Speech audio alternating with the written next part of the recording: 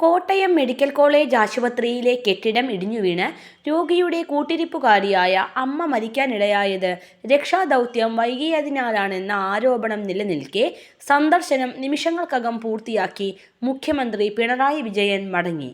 അപകടം നടന്ന സ്ഥലം മുഖ്യമന്ത്രി സന്ദർശിച്ചില്ല. മന്ത്രിമാരുമായി ചർച്ച നടത്തിയ ഉടൻ മുഖ്യമന്ത്രി ഇവിടെ നിന്നും തിരിച്ചുപോയി. കോട്ടയം മെഡിക്കൽ കോളേജ് സന്ദർശന ശേഷം മുഖ്യമന്ത്രി മാധ്യമങ്ങളോട് പ്രതികരിക്കാതെയാണ് മടങ്ങിയത്. മെഡിക്കൽ കോളേജിൽ എത്തിയ മുഖ്യമന്ത്രി നിമിഷങ്ങൾക്കകം മടങ്ങുകയായിരുന്നു. പറയാൻ ഒന്നുമില്ലെന്നും എല്ലാം മന്ത്രിമാർ പറഞ്ഞെന്നും മുഖ്യമന്ത്രി പ്രതികരിച്ചു. കോൺഗ്രസ് പ്രവർത്തകരുടെ കനത്ത പ്രതിഷേധത്തിനിടെയാണ് മുഖ്യമന്ത്രി എത്തിയത്. കോട്ടയത്തും കൊച്ചിയിലും തിരുവനന്തപുരത്തുമടക്കം ആരോഗ്യമന്ത്രി വീണ ജോർജിനെതിരെ കോൺഗ്രസ് യൂത്ത് കോൺഗ്രസ് പ്രവർത്തകരുടെ പ്രതിഷേധ പ്രകടനം നടന്നു. ദുരന്തം ഉണ്ടായപ്പോൾ സ്ഥലത്തെത്തിയ മന്ത്രിമാരായ VN വാസവനും വീണ ജോർജും ആളൊഴിഞ്ഞ കെട്ടിടമാണെന്ന് പറയുകയുണ്ടായി.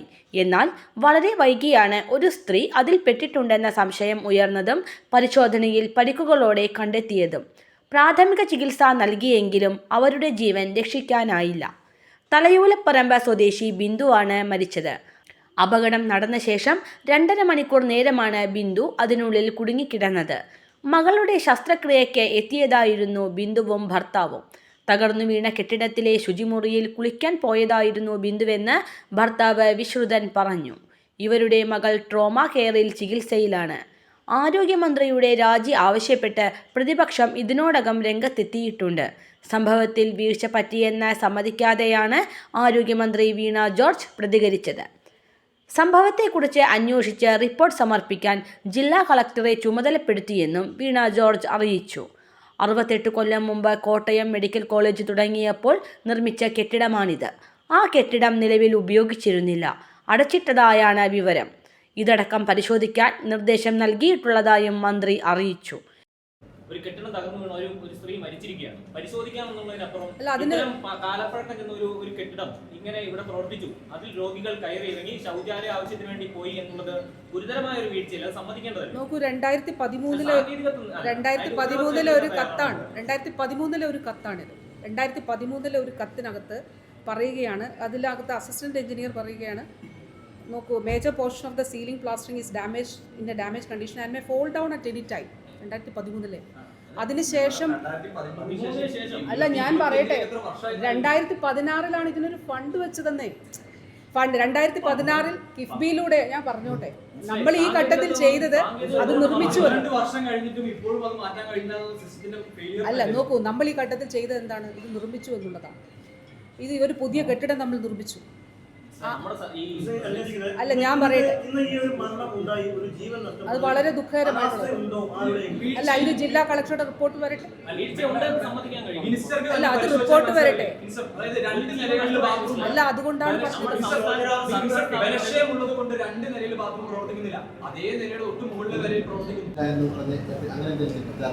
അല്ല, അതും അടച്ച ബ്ലോക്കാണ് എന്നുള്ളത് തന്നെയാണ്. ഒരു അടഞ്ഞ് ആ ബ്ലോക്ക് ഉപയോഗിക്കുന്നില്ല, അടച്ചിട്ടിരുന്നൊരു ബ്ലോക്കാണെന്നുള്ളതാണ് പ്രാഥമികമായിട്ടുള്ള ഇൻഫർമേഷൻ. അല്ല, അത് ഞാനല്ല, അത് പരിശോധിക്കണമല്ലോ. ഓരോ ഇൻസ്റ്റിറ്റ്യൂഷൻസിലും ഇങ്ങനെയൊക്കെയുള്ള കാര്യങ്ങൾ ഉണ്ടാകും. അപ്പോൾ ആ ഇൻസ്റ്റിറ്റ്യൂഷനിൽ എന്തൊക്കെ നടപടികൾ സ്വീകരിച്ചിട്ടുണ്ട്, ഇപ്പോൾ ഇവിടെ ഇതിൽ എന്ത് നടപടി സ്വീകരിച്ചിട്ടുണ്ട് എന്നുള്ളത് തീർച്ചയായിട്ടും അത് പരിശോധനയിൽ നമുക്ക് കാണാം. അപ്പോൾ ആ ഇൻഫർമേഷൻ അത് ആ രീതിയിൽ നൽകിയിട്ടുണ്ട്. അത് എങ്ങനെ നടപടി സ്വീകരിച്ചു എന്നുള്ളത് നമുക്ക് അന്വേഷണത്തിൽ കാണാം. തീർച്ചയായിട്ടും. ഒന്ന്, ഇത് മെഡിക്കൽ കോളേജ് ആരംഭിക്കുന്ന കാലഘട്ടത്തിലുള്ള ആദ്യത്തെ ബിൽഡിംഗ്, അതിന് കാലപ്പഴക്കമുണ്ട്. സ്വാഭാവികമായി പുതിയ ബിൽഡിംഗ് വരണം. നിർഭാഗ്യകരമാണ്. നമുക്കെല്ലാം വിഷമവും വേദനയും എല്ലാം ഉണ്ട്. ഇനി അത്തരത്തിലുള്ള സംഭവം ആവർത്തിക്കപ്പെടാതിരിക്കാനാണ് നമ്മൾ വീണ്ടും ശ്രമിക്കുക. അതുകൊണ്ടാണ് അടിയന്തരമായി ഇപ്പോൾ കൂടി പ്ലാൻ ചെയ്ത് അവിടെ 6 വാർഡുകളാണ് പ്രവർത്തിച്ചുകൊണ്ടിരുന്നത്. 360 ബെഡുണ്ട്. ആ 360 ബെഡിലെ പേഷ്യൻസിനെയും ഇപ്പോൾ ഈ പുതിയ ബ്ലോക്കിലേക്ക് മാറ്റാൻ ഇപ്പോൾ തീരുമാനിച്ച് നാളെ രാവിലെ തൊട്ട് മാറ്റി അവരെ സേഫാക്കും. കെട്ടിടം ഉപയോഗിക്കാൻ കഴിയാത്ത സ്ഥിതിയിലാണെന്ന് 2012-13 കാലഘട്ടത്തിൽ തന്നെ റിപ്പോർട്ട് ഉണ്ടായിരുന്നു.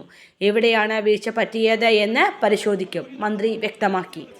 അതേസമയം അധികൃതരുടെ അനാസ്ഥയാണ് ദുരന്തത്തിന് കാരണമെന്ന് ആരോപിച്ച് പ്രതിഷേധം ശക്തമാണ്. MLA-മാരായ തിരുവഞ്ചൂർ രാധാകൃഷ്ണൻ, ചാണ്ടി ഉമ്മൻ അടക്കമുള്ളവർ പ്രതിഷേധവുമായി രംഗത്തെത്തി.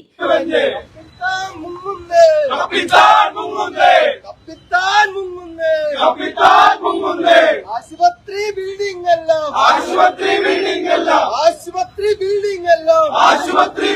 എല്ലാം ആകെയിടിഞ്ഞു വീഴുന്നേ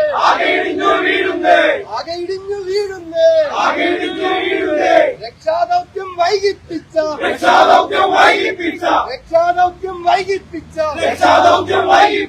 വീണ ജോർജ് മൂരാച്ച് രാജിവെച്ച് പോ പുറത്ത്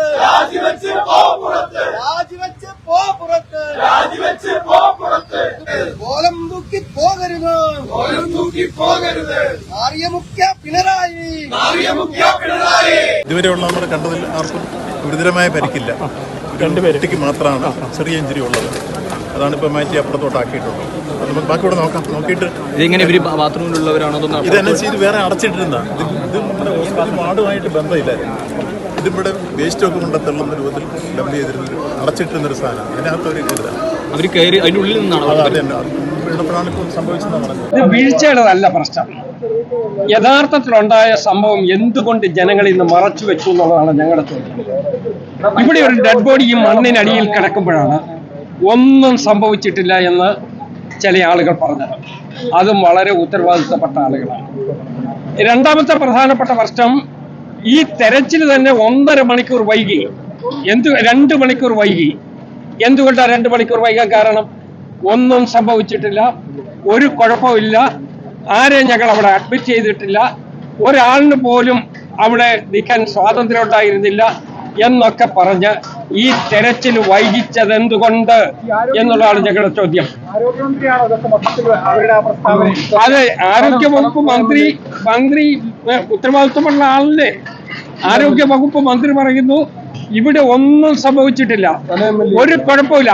അവരീ പറയുന്ന സമയത്ത് ഈ മണ്ണിനകത്തൊരു പാവപ്പെട്ട സ്ത്രീ മരിച്ചു കിടക്കുകയാണ്. ഒരു സ്ഥലം MLA ഉണ്ട്, മന്ത്രിയുണ്ട്. അത് അവര് എന്തിന് നാട്ടുകാരുടെ പച്ചക്കള്ളം പറഞ്ഞു എന്നുള്ളതാണ് ഞങ്ങളുടെ ചോദ്യം. ആ ചോദ്യത്തിൽ അവർ ഉത്തരം പറയട്ടെ.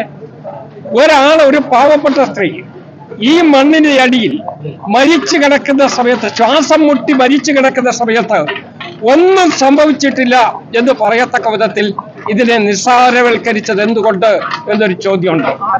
രണ്ടാമത്തെ കാര്യം, ഇവിടെ എല്ലാവരെയും ഒഴിപ്പിച്ചു എന്നാ പറഞ്ഞത്.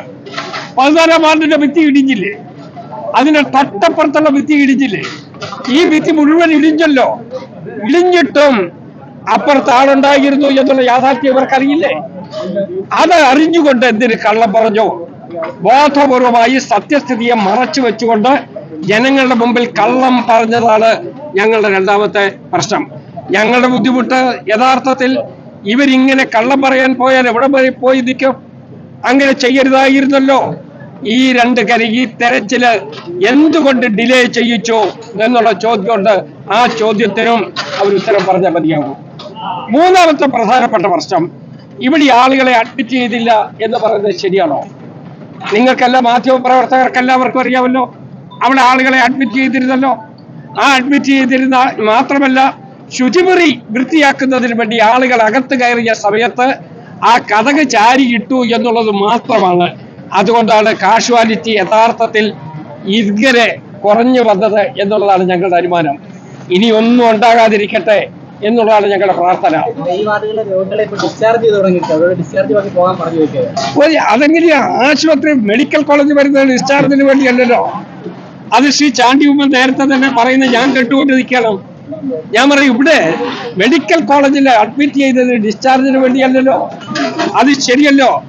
അവർക്ക് ഇവിടെ അവരെ ചികിത്സിക്കുന്നതിന് വേണ്ടിയുള്ള സംവിധാനം ഉണ്ടാക്കണം. ഒരു വിലയും കൽപ്പിക്കാതെ ഇമ്മീഡിയറ്റ് ആയിട്ട് രക്ഷാപ്രവർത്തനത്തിന് നടപടി സ്വീകരിക്കാതെ വളരെ ഒരു അലംഭാവം കാണിച്ചു എന്നുള്ളത് വളരെ വ്യക്തമായിരിക്കും. ഒരു ജീവൻ, വിലപ്പെട്ട ഒരു ജീവൻ പോവുകയും ചെയ്യും. ഇത് കുറ്റകരമായിട്ടുള്ള അനാസ്ഥയാണ്, സ്ഥിരമായി കാണിക്കുന്ന ഒരു ഏർപ്പാടാണ്. പക്ഷേ ഗവൺമെന്റ് വേണ്ട രീതിയിൽ പ്രതികരിച്ചിരുന്നെങ്കിൽ, സർക്കാർ ഉണർന്ന് പ്രവർത്തിച്ചിരുന്നെങ്കിൽ ഈ ഒരു സാഹചര്യം ഉണ്ടാകത്തില്ല എന്നാണ് ഞാൻ കരുതുന്നത്. ഞാൻ ആ കുടുംബവുമായി സംസാരിച്ചു. കുടുംബത്തിന് ചില ആവശ്യങ്ങൾ അവർ മുന്നോട്ട് വയ്ക്കുകയാണ്. സർക്കാരിനോട് ഒന്നാമതായി 25 ലക്ഷം രൂപ അത് ഇവിടുത്തെ പൊതുസമൂഹത്തിന് വേണ്ടിയും ഞങ്ങൾ ആവശ്യപ്പെടുവാണ്. ഈ കുടുംബത്തെ പിന്തുണയ്ക്കാമോ? രണ്ടാമത് ഈ കുട്ടിയെ ഏറ്റെടുക്കുവാൻ ദത്തെടുക്കുവാൻ സർക്കാർ തയ്യാറാണ്. ഒപ്പം ഈ ശസ്ത്രക്രിയ അതിന് ബില്ല് ചാർജ് ചെയ്യുന്നു എന്നാണ് പറയുന്നത്.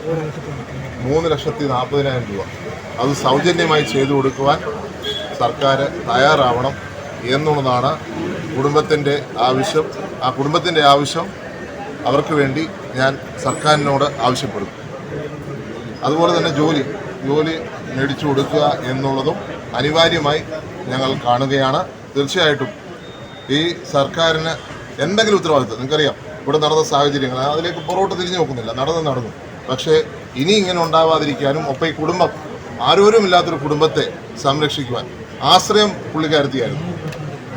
അതാണ് 300 രൂപ ഒരു ദിവസം കിട്ടിക്കൊണ്ടിരുന്ന ഒരു അമ്മയാണ്. ഇന്ന് അമ്മ ലോകം വിട്ടു പോകാനുള്ള സാഹചര്യമുണ്ടായി. അതുകൊണ്ട് ഇത് അടിയന്തരമായി നടപ്പിലാക്കണം എന്ന് സർക്കാരിനോട് ആവശ്യപ്പെടുന്നു. രാവിലെ 11 മണിയോടെയാണ് 14-ാം വാർഡിലെ ശുചിമുറിയുടെ ഭാഗം ഇടിഞ്ഞു വീണത്. ആളൊഴിഞ്ഞ കെട്ടിടമെന്ന് പറഞ്ഞ് തെറ്റിദ്ധരിപ്പിച്ചെന്ന് ചാണ്ടി ഉമ്മൻ പറഞ്ഞു. മലയാളം പൾസ്. കേരളനാട് ഭരിച്ചിട്ടില്ല.